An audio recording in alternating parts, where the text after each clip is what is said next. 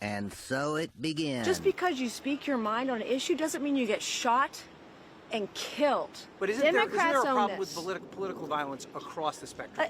Yeah, we're talking about Charlie Kirk right now. That's the subject of this that we're talking about right now. Democrats own this 100%. They killed Charlie for asking questions. What kind of message does that send? Don't ask questions. It's too dangerous. And so it begins, ladies and gentlemen. The name calling. You got people on the right basically saying that the Democratic Party is responsible. And I'm trying to figure out, how can you say that when you know that Charlie Kirk was killed by somebody who's basically having mental issues? That's right. And what's strange to me is, why would you say something like that? It doesn't make sense. You don't know if the person was a Democrat or a Republican. We really don't know. We don't know what affiliation that this person belongs to, but yet we're going to say it's a Democratic person that did this. And this is what pisses me off about the right. The right is always blaming somebody else for the demise of a person that belongs to their party. He ain't lying. And I said this on my video last night. Who's to say that Charlie Kirk didn't get what he put out in the atmosphere? Ain't that the truth? Charlie Kirk has been a person on the front line speaking his mind. And eventually, like I said last night, your words will always come back to haunt you at some point in time. Son?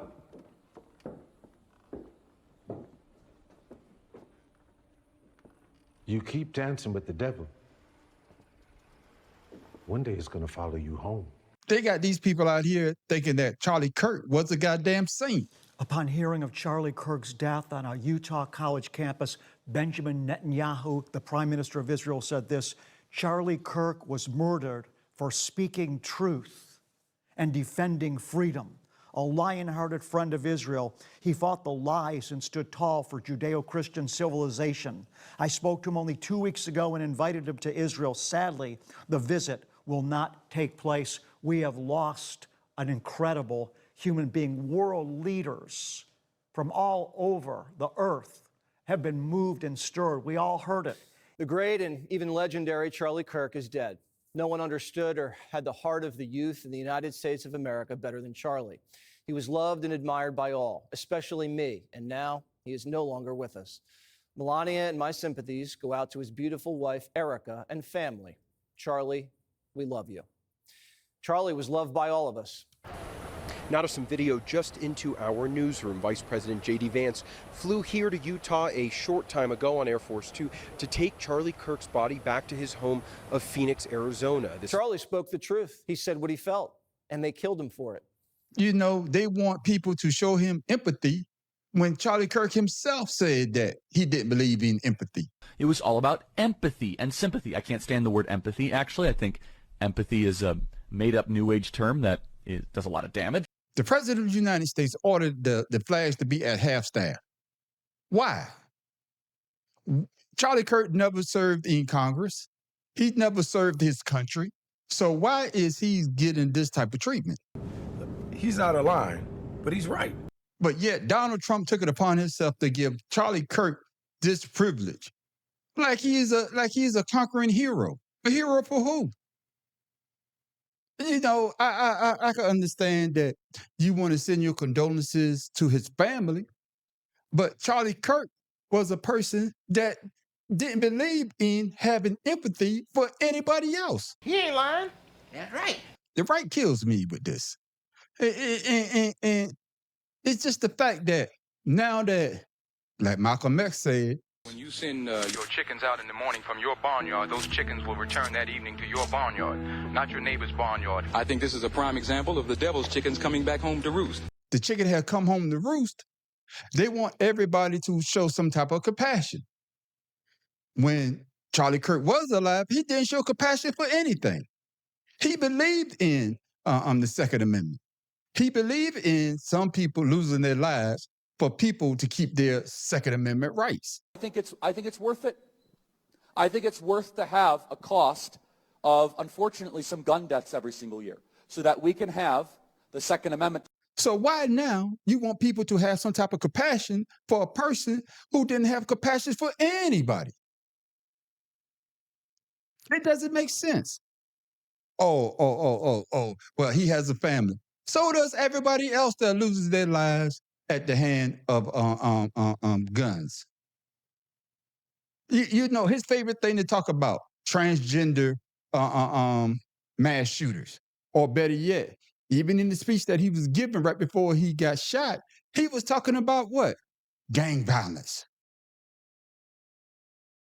Counting or not counting gang violence? Oh my God. Cody, go, run. Oh. Counting or not counting gang violence? What the fuck?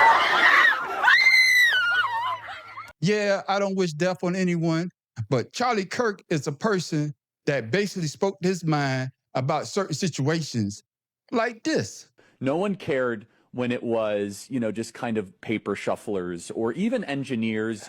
But now when it's like, wait, hold on a second. You're going to remove my appendix and you're a black lesbian. LeBron James is a self-interested, narcissistic, and we know he's not very smart. He does these press conferences where he thinks he's making sense spiritually and freedom of speech. But he's a product of his time. What would you expect from LeBron James? If I see a black pilot, I'm going to be like, boy, I hope he's qualified. When you see a black pilot, you wonder, you say, I hope they are qualified. If I'm dealing with somebody in customer service who's a moronic black woman, I wonder, is she there because of her excellence, or is she there because of affirmative action? It almost creates thought patterns that are not necessarily wholesome. It creates resentment, doesn't it, Heather? Instead of dealing with the substance and or my very public track record of hating bigotry and racism and also associating with people of all sorts of different backgrounds, they started to call me racist. Soul and Justice Clarence Thomas are far better black role models to celebrate than Martin Luther King, period. End of story. I was wondering this, and some people are probably going to say that, damn, man, that's kind of crashed.